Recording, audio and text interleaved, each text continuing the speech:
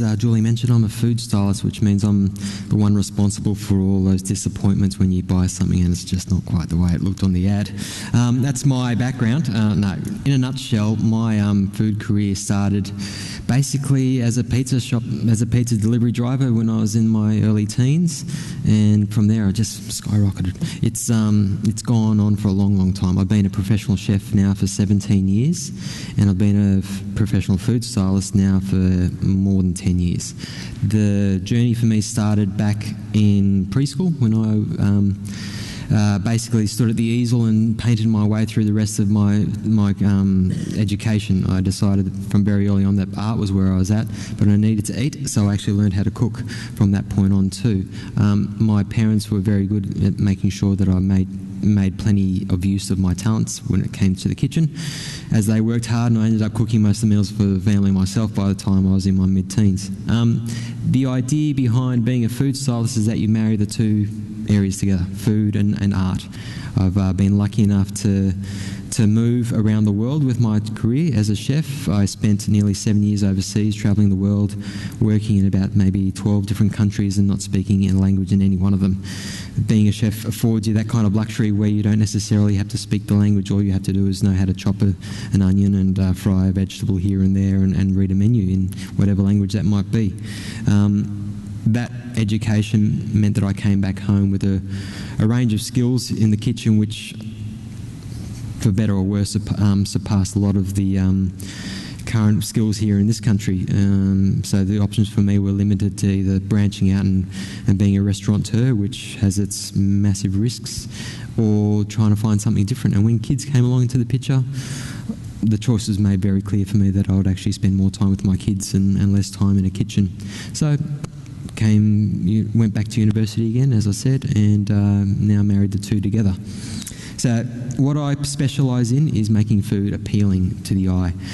What you'll see here today isn't anything groundbreaking, isn't anything that's going to set the world on fire. It's all about how to make your displays at your tuck shops a little bit more appealing. I realise that you all are very short with time. The days, and I've done a few days in my kids' school tuck shops, flat out from word dot until, and yeah, I actually come out more tired from the tuck shop day than I do from all that work. I know your pain. But there are certain things which I noticed in my days that I've done in the tuck shop where things don't sell, and you just wonder why. You're providing the kids with all the nutritional benefits of a well-balanced meal, and yet nobody wants to buy it. There's a lot of factors that go into that. Presentation is part of it, but also I think you find now that kids are much more educated as to the visual appeal of food. There's evidence enough of that with the rise of kids MasterChef. I mean, who would have thought you'd make a cooking show based with kids?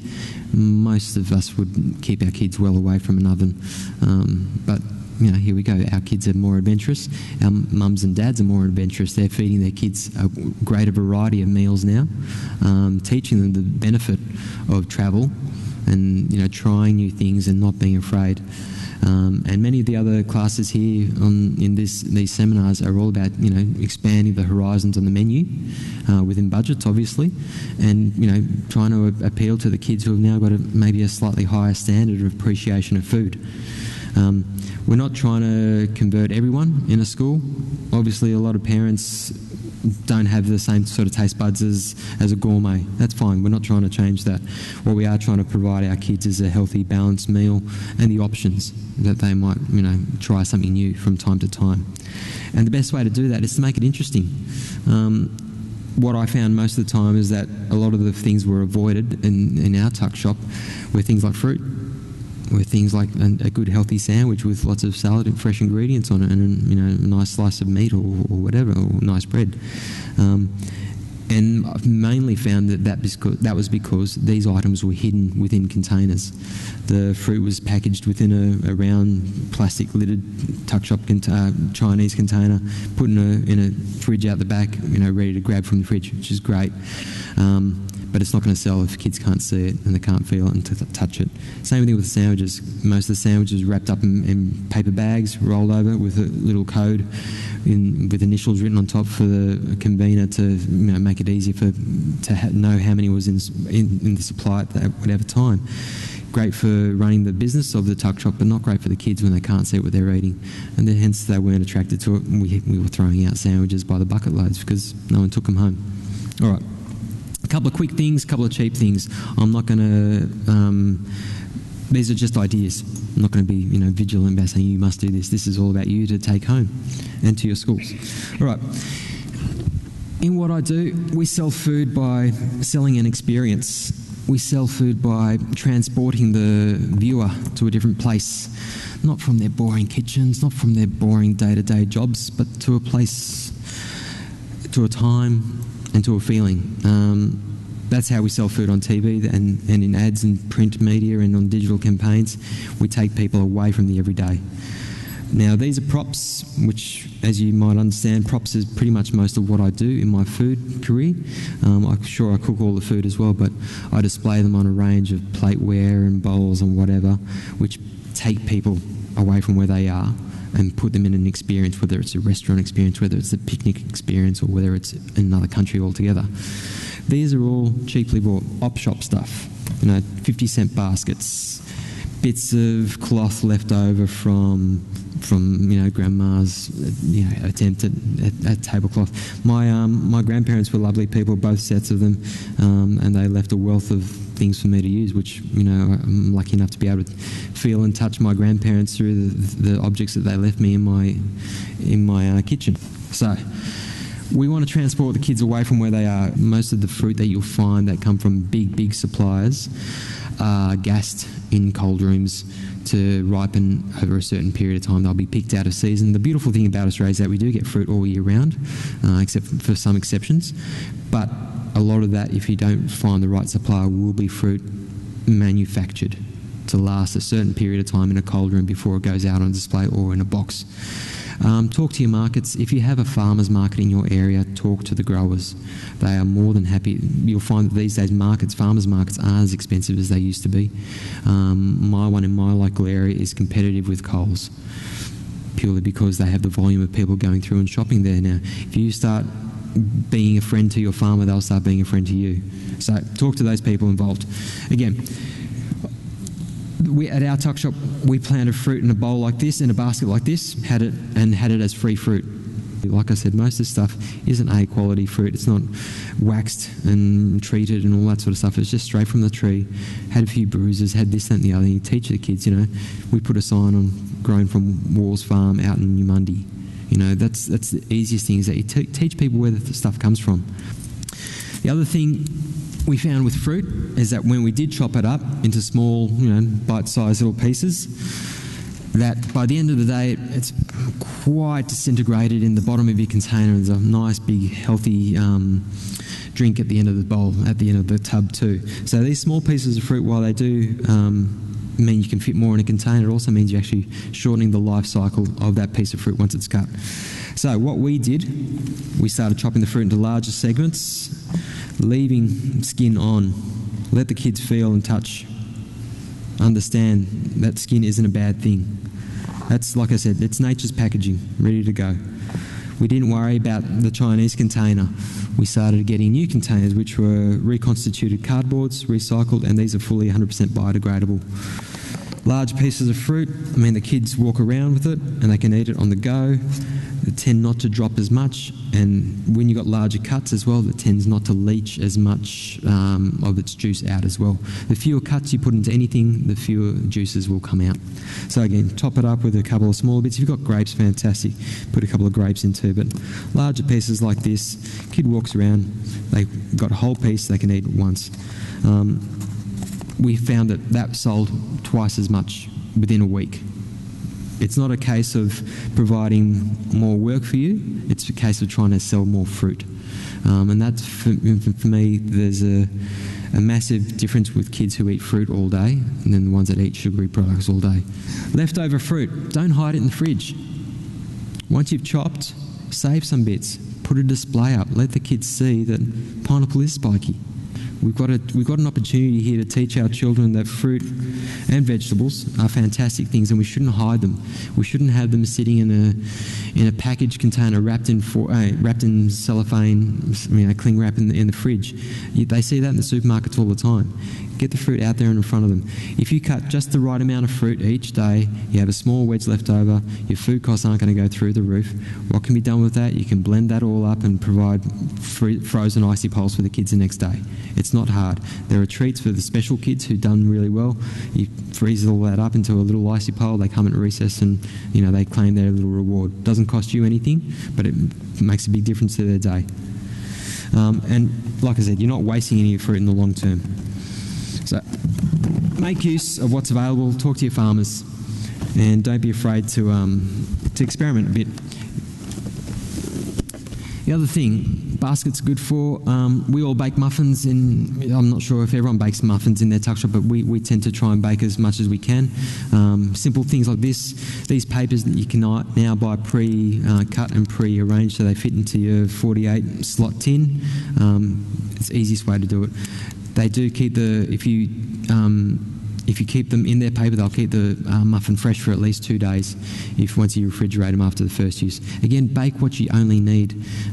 Go by, that muffins will only take 25 minutes to bake. Don't be afraid to put another batch in if you need to, halfway through lunch. Another tray in won't hurt and it'll keep for the next day. The other thing I found with in our tuck shop was our baked dishes, especially our cheesy top baked dishes. We're looking very bland and drab and boring. I ended up cutting stencils into all of these lids, happy faces, cranky faces, all sorts of different faces of animals, fruit and whatever. Cutting them out using a stencil knife or even with a soldering iron. You can do whatever. These things are nuclear proof. They will survive anything. Cut a little stencil out, lay it on top of your bechamel, sprinkle over some paprika over the stencil or some dried herbs, and again that little imprint will come out. You bake that through and the kid's got a little smiley face on the lasagna or something like that. Something that keeps them interested, something that keeps them happy to come back and see who got what face at lunchtime, whatever. That sort of thing can make that little 10 seconds of joy they get can make all the difference in the end. If you do have wet dishes that need plating up, I'll just do this one in the supplied cardboard. Very easy just to throw in the... Oh, where's my spoon? I have none. Don't try this at home, kids. Very easy just to throw in your rice.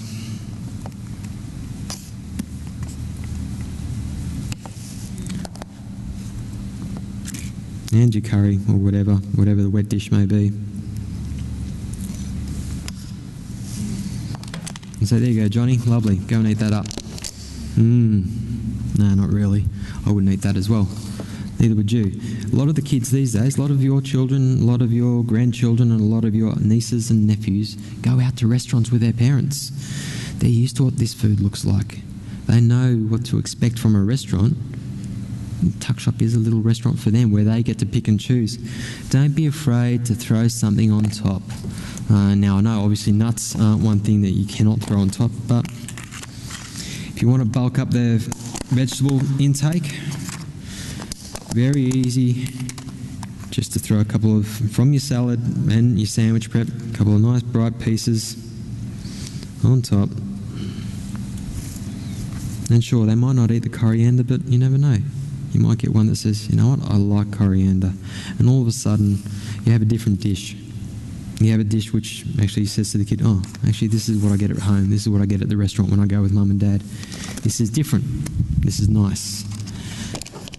And again, put those little things on at the very last second. Leave the lids off. These things will stay fine under most heat lights for if you serve them up, at 5 minutes before they come out for lunch. They'll stay fine under the heat lights until you put that topping on. Sandwiches were one of the poorest performing items in our tuck shop, and they continue to still lag behind the pie and the fish and chips. Although we moved them away from fish and chips and just gave them fish and salad. So, sandwiches, again, the kids of these days are more adept and more in tune with how sandwiches are presented in their local cafes than what they are in their tuck shops. If we keep hiding our sandwiches in a paper bag, they're not going to go for it. You need to display them. Investigate different bread suppliers in your area. Investigate different types of bread. White bread, of course, is going to still be the one that kids ask for the most, but there are white breads and then there are white breads. Choose one which has a higher fibre content. Choose one where the seeds are hidden in it. Choose one where there's something extra thrown in there, and a local baker will do this for you as well as any of the big manufacturers. Choose something which is made with a bit of spelt, with a bit of a different kind of flour in there. It makes all the difference to their nutrition in the long run. Keep them away from if you can, keep the bread supplies coming from a local baker where they can actually be in contact with you a little bit more frequently. You can actually get a better supply of better bread more often. As you can see, these sandwiches are just wrapped, sandwiches, baguettes, burger buns, wrapped in just a piece of greaseproof paper and a napkin. There's no fancy tricks, there's no tape, there's nothing holding it together, but that's ready to go. That's handheld food, ready to go for the kids. And the best part of it is they walk up to the counter and they can see exactly what's in. They can see a flavour profile instantly by looking at their sandwich. They'll get to make a more informed choice. You get to show them what's inside and actually not hide it. And I'll show you quickly how to wrap like that if you bear with me just for a sec. Okay. You might have your papers already pre-cut. A lot of tuck shops are already pre-cut sizes. This is generally the size that we had, about 20 by 40 centimetres, which seemed to be the standard size. And this is just an easy wrapping technique, and I'll just make it quick. Now again, it's not about, I'm not trying to make things harder for you. If you save time by cutting larger chunks of fruit and cutting less fruit, so you only cut what you need, because fruit, as you know, only takes a second to chop another batch. It doesn't take any time at all. If you save time there, you can take a little bit more time here to balance off your presentation. Things like ham. Very used to just throwing a flat piece of ham down one, sometimes three if you've got a generous sandwich, but 2 bits of ham like that and whatever on top, all of a sudden, hey, now how good does that look? What is it? It's nothing, I can't see a thing. What we found, folded the ham, quarter folded, 1, 2, and we decided to break the budget and put a 3rd slice, tiny little deli slice of ham in there. Throw your lettuce on top.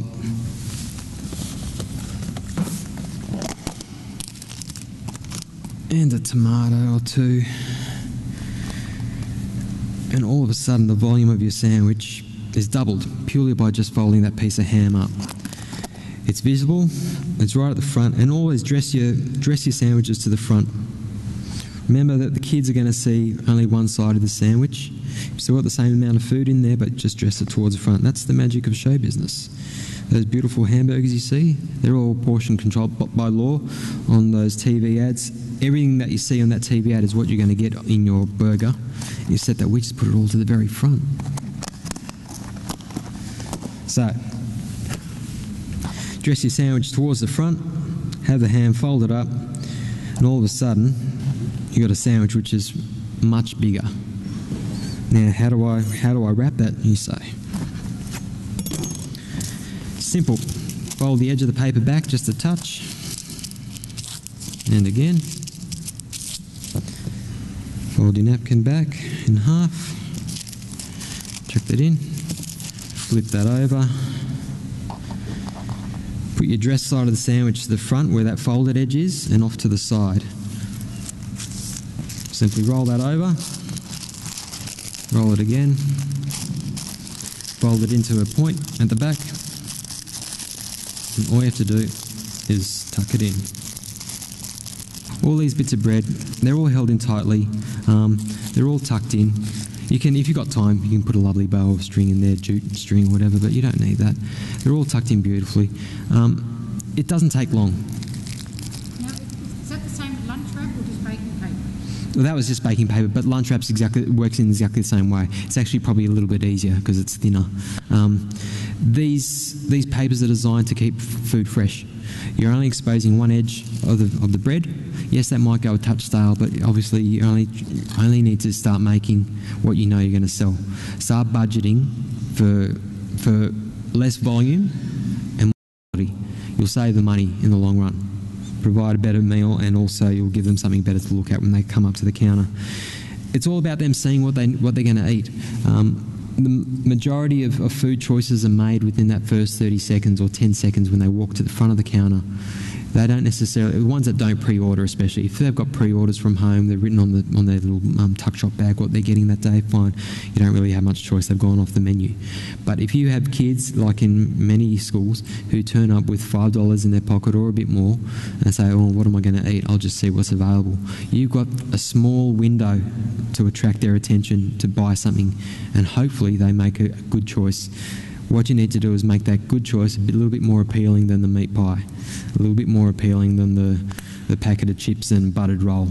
I mean, I grew up on that. I'm not going to say it's wrong. I sort of survived on it. But if I had these choices available to me, I would have gone for that too at even that early age. The idea is that you make sure that all this is visible. I'm not trying to, like I said, not trying to add more work to your busy schedules. It's all about making it a little bit more appealing and a little bit more visible. Any other questions? Yep, these ones do come. Yeah, they do come with a plastic lid. Again, you can arrange it so that it all fits in. Again, large pieces of fruit. Actually, I might have one here ready for you to show. In our tuckshop, it's pre-ordered, so everything's got to go into a bag. Yep. So you wouldn't want it full. Yep, and these are very, very tight. Actually, I found that couldn't actually get it off quite easily, at all easily. So, experiment. Find a supplier, get some samples. All these suppliers of products, they'll throw a box of samples at you. All you have to do is ring and ask. And if it doesn't work, it doesn't work. You stick to what you have. It's not a case of trying to reinvent the wheel. It's about trying to give you some choices, and you can do your own investigations. If you can make these, visual changes to your tuck shop, provide some sort of area where they can actually touch and feel the fruit and vegetables and stuff like that, it's okay. It's not a bad thing. A lot of schools now have their own gardens and stuff like that, so anything that's left over goes into the compost, and they learn the other end of the cycle, which is where the fruit and veggies come from. So there's nothing necessarily goes to waste. Yes, it might be a bit of money lost, but it doesn't go to waste, and the experiences will hopefully make up for that. And we found that reducing the menu size, we halved it. In 3 years, 3 years ago we had a menu of nearly 80 items. If you broke it all down to all the little bits and pieces, 80 items, we'd get to prep day and you go, how am I going to do this? We've simplified our menu down to I think 20, and that includes drinks. And it's a daily change menu too. So there's 3 different sandwiches available every day, and that's it. Not 10. Not a make your own kind of thing. 3. If they want a sandwich, they know what's coming up. If they want a certain type of muffin, they know what's coming up too. They can hold out. So yeah, it's as conveners, as tuck shop conveners, you have a little bit of power to make a few decisions, and they have to go through P&C and school and all that too. But if you give them healthy options, I'm sure there's going to be no objections. So, like I said, the best way to make sure that you sell out of your product is actually minimising your menu, minimising the choice down a couple. If you provide a wet dish, a baked cheese dish, and just a pasta dish or a rice dish, only 3 choices of a hot meal, and maybe obviously the pies and a pie or 2 in the background, you actually give the kids no option but to order something, which means you get to control your volumes a little bit more. So, yeah, it's experimentation. Thank you very much, everyone. Thank you.